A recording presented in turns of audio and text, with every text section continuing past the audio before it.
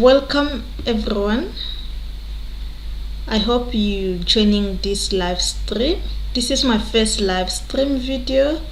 So today I decided to go live because I want to answer some of the questions that have been asked about being a software engineer in an era of artificial intelligence. So there is a student who approached me and asked me some of the questions that I am going to share with you right now, and then I am going to answer them.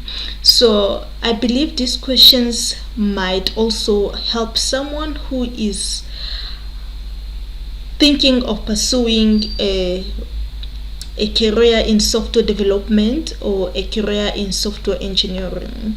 So if you are a student, you want to go to university and you are asking yourself whether you should go for a software development or a software engineering or go into computer science at university, so this video is for you and is going to answer some of the frequently asked questions. As you might know that many companies are retrenching software developers, and you might be asking yourself, like, what is the reason? Is it because of the AI thing that is trending right now? Because a lot of people are saying that AI is going to take their jobs. So is software development one of them? So we're going to find out. So if you're just joining us, please subscribe to this channel. If you are new, welcome, and you can leave your questions in the comment below as well, and I will be able to answer them. So let's look at the questions that have been asked, and I am going to answer them on this live stream. So allow me to share my screen, and these are the questions. The questions are currently in this Word document, but I have tried to put them on Canva so that they can just roll out very nicely. So this is the Q&A interview session that I have done with a student. This is a student that is currently in grade 11 and going to grade 12. This is the period of time when high school kids are applying for the career that they want to pursue at university, and he was having a school project because he want to go and study computer science to become a software engineer. So some of his questions, he was still thinking whether his decision is the right decision to go with, especially that a lot of companies are retrenching software developers. So let's go and see. So this is an overview of a software engineering roles in terms of AI. One of the question number one was, how many and what coding languages would you have to perfect to work well as a software engineer? Like, honestly, you do not have to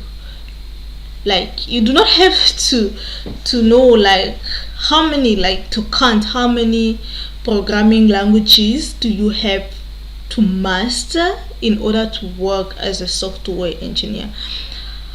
What I know is that if you master one programming language, you will be good to know another one. It will be very easy to learn another one.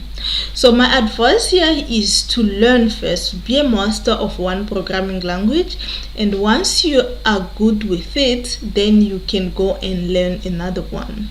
So for a software engineering role, you do not just have to choose like one or two programming languages, because in a real world, companies differs and they are working with different systems. So one company can be working with Java, Flutter, and then when you go to another company, that company is also working with C#, C++, and then another company will be working with JavaScript, TypeScript, or React, different frameworks as well. So what I've answered this student, I said, first you can choose a programming language that you feel like is best for you. You master it, and it will be very easy to learn another one. But you do not have to focus just on one programming language.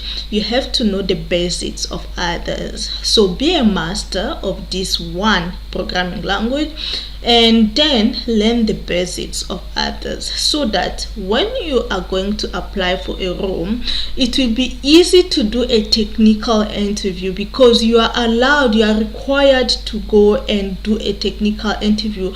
Either is an exam, there you can answer a specific questions, or you can code something, but they do not tell you like you have to use a specific programming language. So here you can actually code in a language that you know very well, and then that company might have its own language that they are using, and then later on, once you pass the interview, you can go and learn what they are using in their companies. So learn one skill, one programming language, master it, and then after that you can learn the basics of others.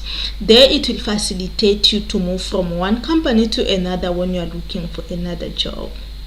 So if you are watching, you can just drop your answer in the comments. It will help not only this student, but it will also be able to help other students out there and anyone else who is looking to go and study software engineering or software development. So let's go to the next question. Second question is, how often and for what would you use artificial intelligence on a day-to-day basis as a software engineer?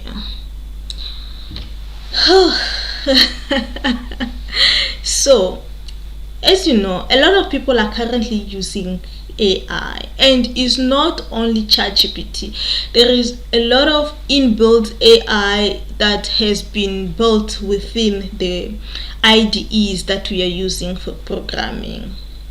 So a lot of software engineers and software developers are using AI for coding, but my advice here was that if you are a beginner, you are new to programming, you shouldn't just use AI. Use AI to help you, to facilitate you how to do your coding, but don't use it as a basic, like as the only tool that can code for you, and then you go and copy and paste into your IDE. First, if you are a new programmer, if you are a beginner, learn how to code, understand the syntax of that programming language, understand the basics, and then use AI to help you do the advanced things, because these AIs, they are not 100% correct. But if you understand how coding works, you will be able to track where the errors are, and you will be able to give your AI a good prompting for your coding. So let me say you are building an app and you are using Java. So if you are going to create a prompt into this AI tool to build that app for you, but you do not know how the code works, and you are working in a company as a software engineer, so if that AI, it gives you prompts, programs, you go and copy and paste into your IDE, you generate the code, you paste it, you run it, it gives you an app, and then later on that app crashes, but you do not know how does that code works. You are not going to be able to track the errors. You are not going to know what is wrong with the code. But if you have learned the code, you have learned how to code, you know, you understand everything in that specific language. So whenever your AI is generating your code, you will be able to learn it, you will be able to give it instructions on what to change and what to leave, because if you do not understand, you cannot suggest anything. You will just copy and paste. So learn how coding works, learn that programming language before you go and use the AI tool, and then you will be able to use it on a daily basis. First, know the basics, then use it for advanced development for your project. So on a day-to-day basis, I believe software engineers, especially senior software engineers, are using these tools on a daily basis because they know how to code already. They master the code. So whenever these AI tools generate a wrong code, they will be able to spot it immediately, and they will be able to instruct what to change and what to leave, because they understand the code, they understand what they are building. But as a junior developer, if you do not understand how the code works, you are not going to instruct your AI to change anything for you. You just copy and paste, and then you just fall into bugs that you cannot even solve. So that one as well. For those who are watching, please leave your answer in the comment. What do you think? Are you using AI on a day-to-day basis as a software engineer or a developer at your company? And also leave in the comment what you're currently working on and how do you use AI in your company. Let's move on to question number 3. What does collaboration with other engineers or team look like on a typical project? Honestly, as a software developer or a software engineer, you should be good with collaborating with people, because most of the projects are teamwork. When you start a project, you approach a client, you have to gather requirements, you are working with designers like UI, UX designers, and then you as a developer, you have to understand the process from requirement gatherings to design processes to development processes, and you need to collaborate. You will be doing some of the stand-ups meetings day to day, so you should be a good communicator, be able to collaborate with others. And how often do we use collaboration? I think it's every day, because whether you are working from home or you are working in the office, you'll be able to collaborate, whether physically in a meeting or on Microsoft Teams, like any software that you are using for Teams. And also not only that, but also for the project management systems that you are using to track your project. So let me know if you are able to add up to that answer, to the answers, so that those who are watching us and those who are also learning, they should know what to expect when they are going to become a software engineers. So what does collaboration with other engineers or teams look like on a typical project? Do you collaborate? Do you collaborate in your project? Do you work alone? Do you work remotely? Do you work in an office? Just leave your comment. Leave your comment below. Let's move on. Question 4. What skills beyond coding are important to succeed as a software engineer? There is a lot of skills that you should master, not only technical skills but also soft skills. As a software engineer, you should be a critical thinker, because you should be a critical thinker, a problem solver, because most of the project that you'll be having, they will need you to think critically. You will be able to solve problems because these are the problems that they are bringing to you to build a solution. So if you cannot think, if you cannot come with a solution, I think you are behind. First, you should have critical thinking skills, problem solving skills, communication skills. I think those some of the most important, and also don't forget time management. Those are the most important. There is other skills that you should be able to develop, but I think those are the ones that I can say you really need them. Critical thinking skills, problem solving, collaborations, and time management. 5. How do you see the role of software engineering changing in the next 10 years? Okay, let me say, as you can see, technology is advancing. We are in an emerging technology era. In the next 10 years, technology will be more advanced. Software engineers will be, I don't think it will be the same as for now. It will be very difficult for junior developers to get into junior roles, because they will be hiring junior developers with higher expectations. Like, imagine you are going for a junior developer role and they want you to have 10 years of experience. What kind of a junior developer role is that? You see?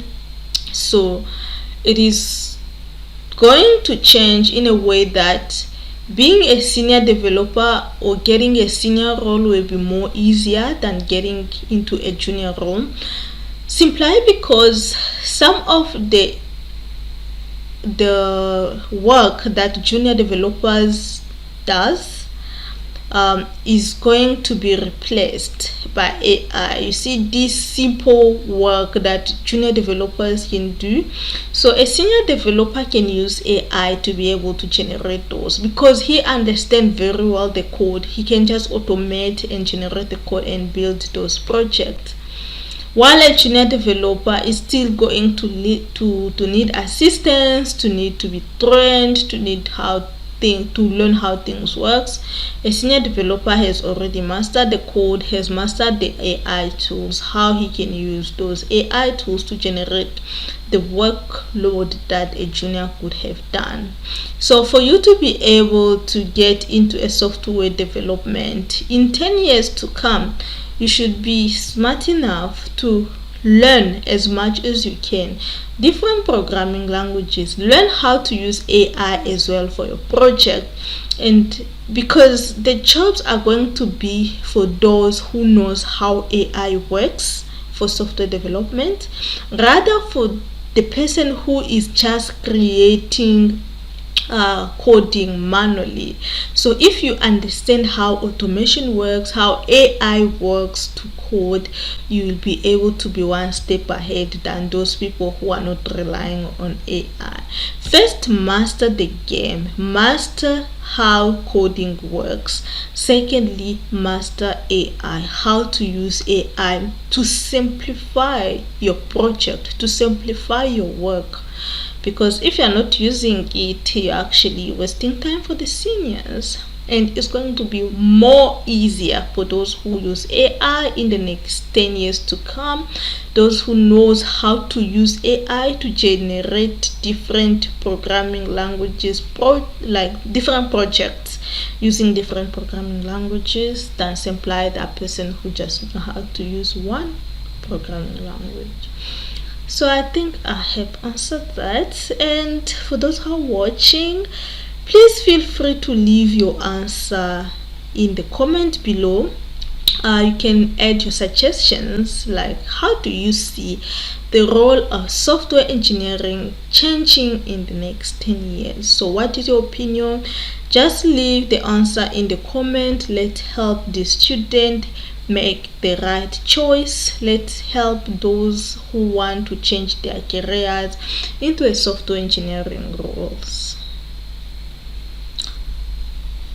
Question number 6. What is the most complex project that you have worked on, and what made it so challenging? Okay. So for myself, I've worked on multiple projects, but the most challenging, it is the project that I worked with I worked on that was needing IoT skills. So there was these systems that we needed to program. It had to perform some specific task, and it was like a device that we needed to automate. So we were working with engineers, right? So like not software developers. I mean, not software engineers. So I was in a software developers team where we are coding, and this we were coding with Java. And now, yo, what can I say? To just automate, it was very challenging to start from scratch until we make something be able to automate something like a smart home. Like, I could just be thinking, like, honestly, working night shifts, running something that is not working. And then I'm asking myself, what is the error? Until when I wake up, I go and I see my teams. I found them okay. Some of them were senior developers, and some of us were juniors at that time. So we were able to learn from those who knows the work already. So at the beginning, it's going to be very difficult, but once you have mastered your language, your programming language, and your framework, so you'll be able to see similarities in different projects that you're gonna be building. So that was actually one of the difficult tasks. So we had to code something that is going to be within a smart home and to be automated. Yeah, that's challenging, right? So yeah, and also I remember when I started, like if you check my channel, you can see I've been building websites. So when I started, I was doing an internship online. Actually, it was Hang internship, and then we were placed in different teams across the world. Some people from Nigeria, Kenya, different part of Africa, and some of them were from America. They were joining this internship. So they will place you in a team. You were in that team. They were going very fast. You have stages to complete. Like you have to go from phase 1 to phase 10, and you have about 30 minutes. They will drop a task. 30 minutes you should be able to code, for example, a homepage of a website, or you have to do a certain functionality on that website within 30 minutes. If you are not done, you fail the phase and you are disqualified from that internship.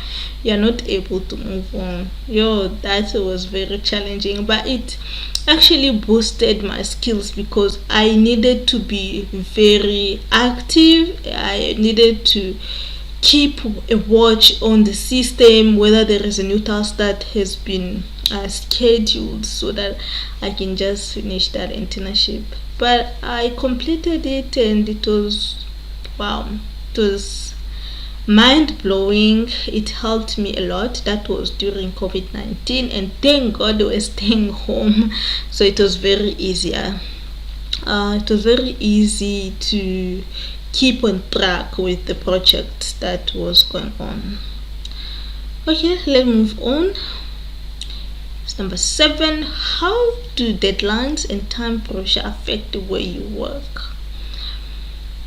So when you are working in a project as a software engineer or a software developer, every project has a deadline, and you should be able to update your team members how far you are with your specific task, right? So you should be able to manage your time correctly, and you should be able to update your team, because once you're behind, you have made the whole team behind.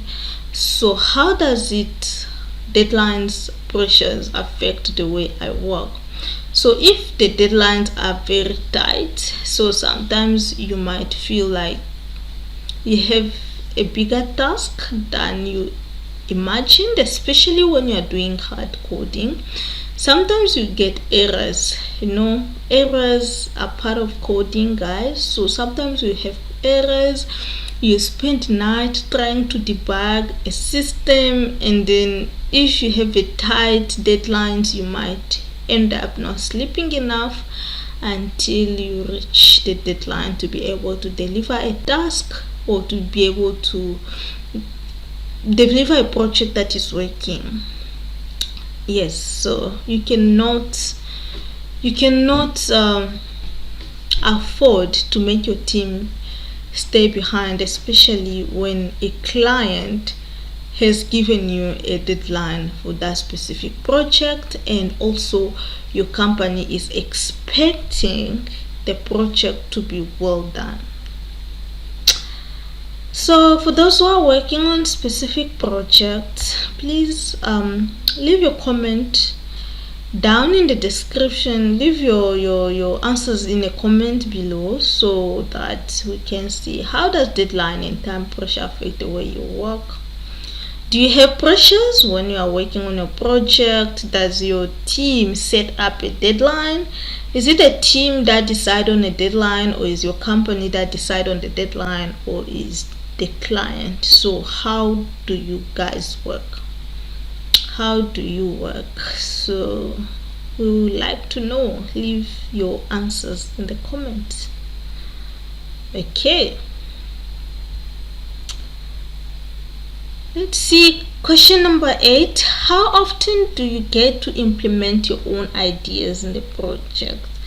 So idea implementation depends on what kind of ideas do you have. Are you talking about your own idea out of the blue, coming out with your own idea that you want to be implemented in the company, or you mean contributing like your ideas to a project that is already there that can help overall team? So my answer is that you have the opportunity to contribute to what is being discussed within the team, so your ideas can be taken into consideration if it's going to help the team solve a specific problem. But if it's just your own general idea, like coming with a suggestions that is not helping anybody, it's not going to be taken into consideration. But if it's something that is going to help your team complete a specific task or contribute to a solution, then they will implement your idea and they are going to take it into consideration. Right, so what do you think, guys? Do you just come up with ideas into a project, or what do you do? Just leave your comment, leave your answers in the comment. How do you get to implement your own ideas into the project? Do you come up with your ideas, or do you just do contribution to the project that is already in progress? I'd like to know. Leave your answers in the comment. Okay, so as you develop from a junior developer to a senior developer, how does your role changes? Okay, so as a junior developer, of course you have less responsibilities on the project, but as a senior developer you have more responsibilities, you have more workload. They even give you responsibility to train some of the junior developers that comes into the company. This actually depends on how big the company that you're working on is.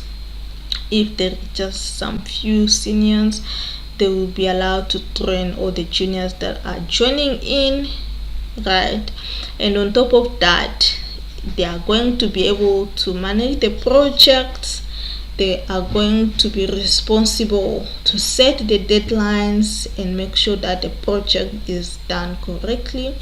So if the junior doesn't know what he or she is doing, or is confused about the work, is also a senior developer who will come into assistance to help the junior. So as a junior developer, you have bigger responsibility than as a senior developer, you have a bigger responsibility than a junior developer. And as a junior developer, you are still on a learning stage, so you will have some chills moment, but also you will have a learning curve. Like, you are allowed and you are expected to keep learning, especially learning how the company works, the programming languages that they are using, the frameworks that they are using. So you have a lot of things to learn, which differs from a senior role where you know already a lot of the things and you are there to assist the juniors. So for those who want to add to this answer, please leave your answers in the comment. What are some skills I wouldn't learn in school or university that would help as a software developer? So some skills, like, let me just say so what are the skills? I think most of the skills they teach you at school. Critical thinking, yeah, I did critical thinking, not in school though, but at university I did critical thinking. Problem solving is when you are doing maths. Of course, you'll be taught how to come up with a scenario and think of a problem. Time management, maybe it might not come directly on teaching you how to manage your time well. That is something that you should be able to manage by yourself. So time management is very important. So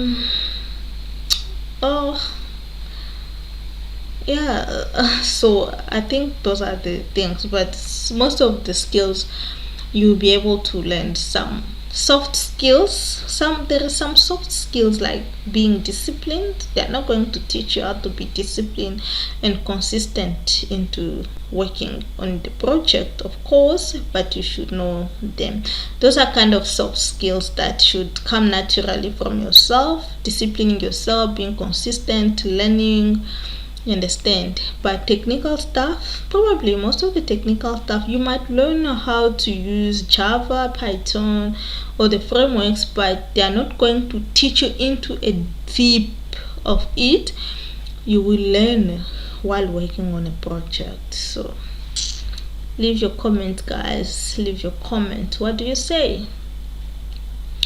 How do software developers usually divide work in projects? So I think they did. So based on my experience, how we used to divide work, so you will be given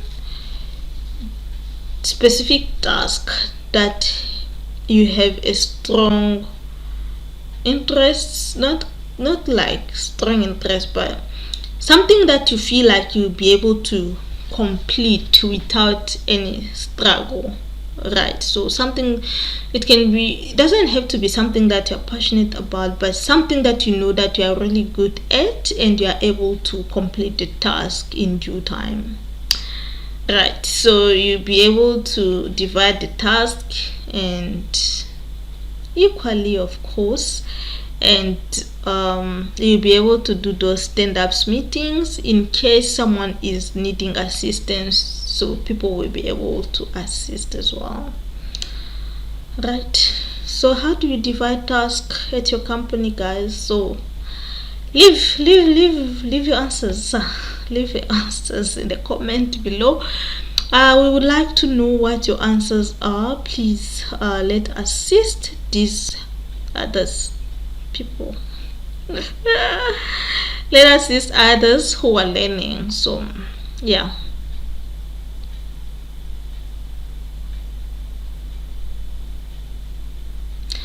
In general, how flexible are jobs in software engineering? For example, would I be able to work at any time I want rather than at set times? So would I be able to work at any time I want rather than at a set time, like a specific time? Okay, software engineering and software developers job is very flexible. One thing about them, you can work from home. Some of them are 100% working from home. Some of them are hybrid. Some days in the office, some days you work from home. But the flexibility about working whenever you want is not really up to you. But it depends also about your company that you are working for. If they want you to work number of hours like a normal job, you don't have that flexibility to work whenever you want. You are required to work like those specific numbers of hours that you've signed for and complete the project on time, so you do not have your own deadlines compared to others. So you probably have the same deadlines based on the project that you're working on. And working whenever you want, like working night shifts, that will be depending whether your deliverables are based on your task completion and not by the number of hours, like a specific time that you need to sign in and sign out in the system or at the office, right? So different companies have different rules. So tell us in the comment whether your company allow you to work at your specific time, like do you work at your own time whenever you want to work, or do they set a time for you and you have to follow that time? So let us know in the comment.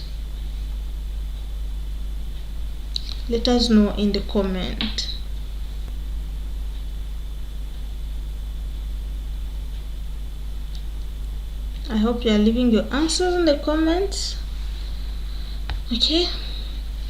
How often and for what would the job get frustrating and repetitive? Gosh, the only time that I get so frustrated is when the job requirement is being changed over and over again. You see, like when you are working on a specific project and then the client just come and change the requirement, like you are starting the project over again. That becomes so frustrating. But if you have understood job requirement and you have set it as a fixed requirement, no changing within the development stage, then that is really good. So it becomes repetitive when people are not on the same page, like there is miscommunication, misunderstandings, and people are not coping to the pressure of the project. Yes, it becomes very frustrating, but it becomes very manageable if you all understand the requirement, you know your job, you know what to work on, and you are able to deliver a task accordingly. What is the biggest hidden downside to working as a software engineer? My answer here is that you will be able to work long hours. Depending on the project that you're working on, so long hours, if your project is very tough, it will need you to work some night shifts to be able to reach the deadlines. If your project is very complex, it will need you to learn new frameworks. You need to follow some courses in order to be able to complete that task. Unless you are a senior, then you'll be able to sort out the problem in due time. But if you are still a junior developer, really it takes some time, even some night time, when you be able to learn, like you are learning in order to complete that task, you are solving some errors, build while you learn. So I think that is the main downside and challenging. So as a software engineer, you keep on learning and learning and learning and learning. There is no chilling stage. It's all about learning. This new framework is out today. Tomorrow a new framework. Tomorrow you change to a new language. So you just be a learner, forever a learner, forever a student. Okay guys, so leave your comment. What do you think about these answers? What's your opinion? What do you do in your company? So does software engineering face any significant danger from AI? I think I've answered that. Looking at the future, yes, it can be a threat to junior developers who are still trying to get into the industry, like put their foot in the industry, but not really for senior developers who really are using AI to automate their task and make their work simple. Right, so there is a lot of retrenchment that is happening, but also there is a lot of hiring that is happening with big expectations. So what you can do is to just build a lot of projects, put yourself out there and master how to use AI to work on specific project, deliver a task, simplify your work, and maybe have a chance to get into the industry. Yeah. So don't worry about the AI. At the end of the day, these AI are being developed by who? By software engineers. So if you can know how to use your prompting, you are able to develop those chatbots, the AIs yourself, then you do not have to worry about anything.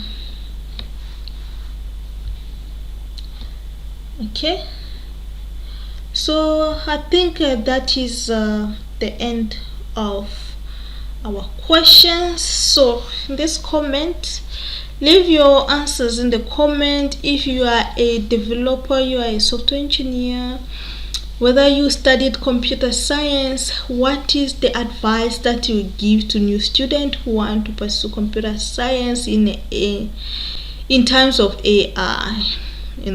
Like, your comment will be able to help other students. Your comment will be able to help those who are looking for a way to change their careers. So please leave your comment. It will be very helpful. Alright, thank you guys. Thank you for joining me. If you are still here, if you just joined us, or if you've been with us, please give this video a thumbs up. Subscribe to this channel. Go watch some other videos. Keep watching. If you have questions, leave them in the comment and I'll create another live stream to be able to answer questions. Alright, ciao.